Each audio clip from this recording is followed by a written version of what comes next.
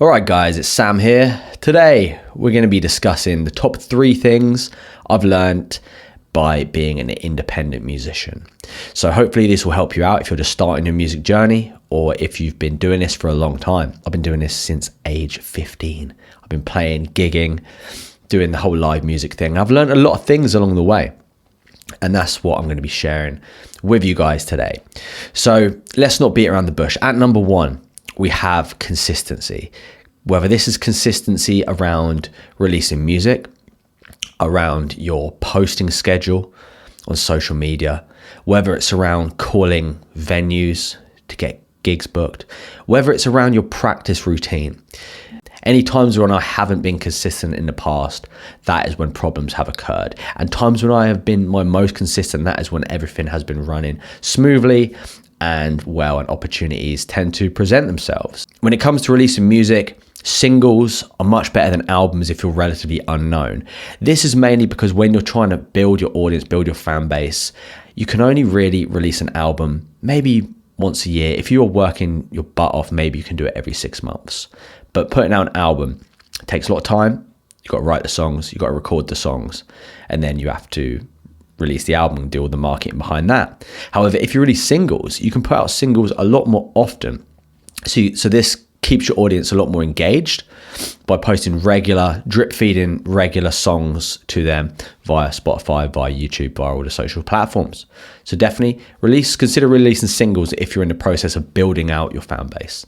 So on social media, it is much better to really build your fan base on 1 to 2 platforms when you first start out.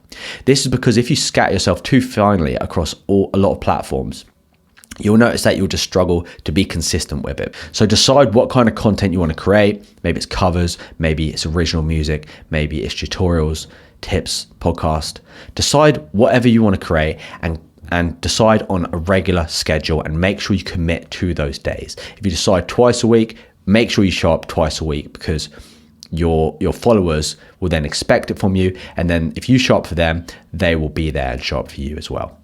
So when creating a content plan, don't just rely on big releases. The social media game is so fast paced now that posting a single once a month, once every 2 months just is not enough. You want to constantly be showing up and have a presence for your audience. So decide what kind of content you want to post around your key pieces of content. So at number 2, we have networking and relationships. So a lot of people try and do everything by themselves. And this is a massive, massive mistake. In not only the music business, but in any other industry as well, you're generally only one person away from your next big opportunity. And the more you can build good rapport and relationships with other musicians, promoters, producers, managers, the more opportunities and the more of a good reputation you'll have in the industry. The people who do the best in the music business are the most likable ones. You look at Adele, Ed Sheeran, Stormzy. They are likable people and they have gotten a lot of opportunities because of that, because people see that they're genuine people, they're positive, they go out of the way to help people, they don't have huge egos. So because of that, other people want to help them.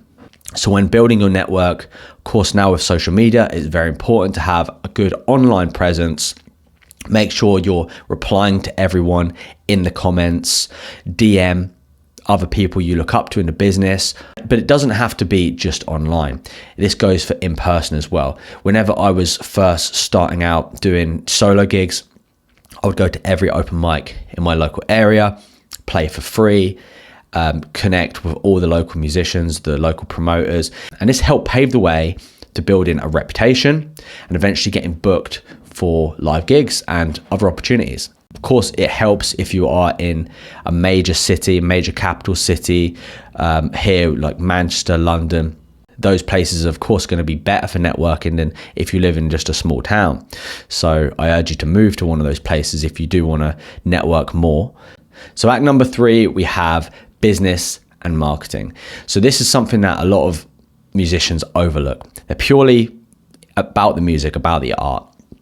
And this is a big mistake because this is why a lot of artists struggle to make a living from what they do, because they only do the art and they neglect the business element of it.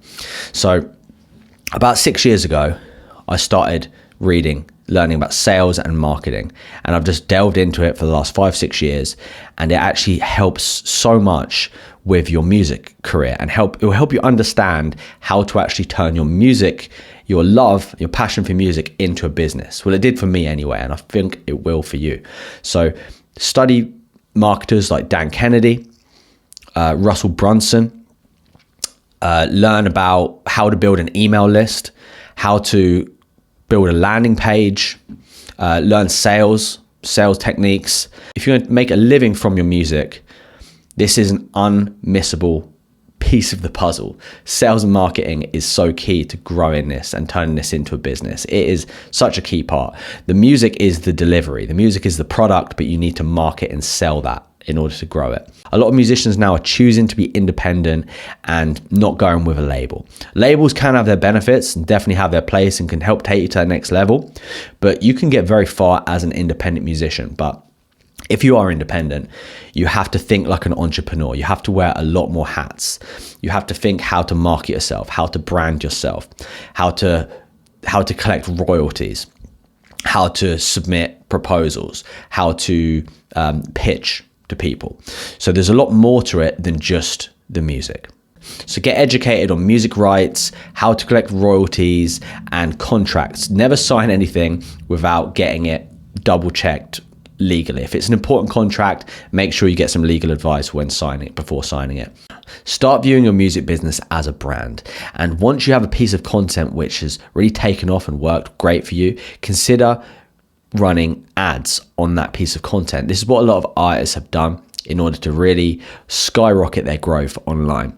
They've taken a song or a piece of content which has gone great organically, and then they've used Facebook ads or YouTube ads to get that out to as many eyes as possible.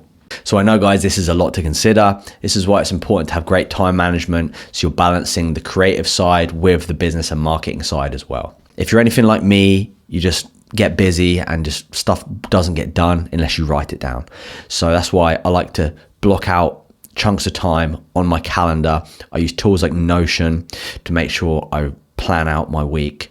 So this really stops me from forgetting things and not doing things, and make sure that everything that I need to get done gets done. It's important to remember that this is a marathon, not a sprint. The more you compare yourself to others, you see other people who have really successful careers and you're just wondering to yourself, why aren't I there yet? They're doing their own thing. You need to stay in your own lane and focus on your own goals and what is in front of you, and don't compare yourself to other people. It's important to remember to celebrate small wins. Every milestone matters, whether that's hitting a certain subscriber count, whether it's hitting a certain amount of plays. Celebrate these, because we're not trying to hit a final destination. Chances are you got into music because you love making music. So enjoy the process. Learn to enjoy the process. Try not to get so caught up in hitting some end goal, because a lot of people, whenever they hit that, whatever it was they're searching for, it's empty, it's meaningless. The joy is in the process. So try and remember that and enjoy that as much as possible and celebrate those small wins. Everyone's path is unique, so keep setting big long-term goals for yourself and break those down into small, short-term, actionable steps. And that way, you'll eventually hit your goals and hopefully enjoy the process in the meantime. So guys, hope you found this video helpful. If you did, make sure you hit subscribe. Comment below if you did, and I'll see you on the next one. Peace.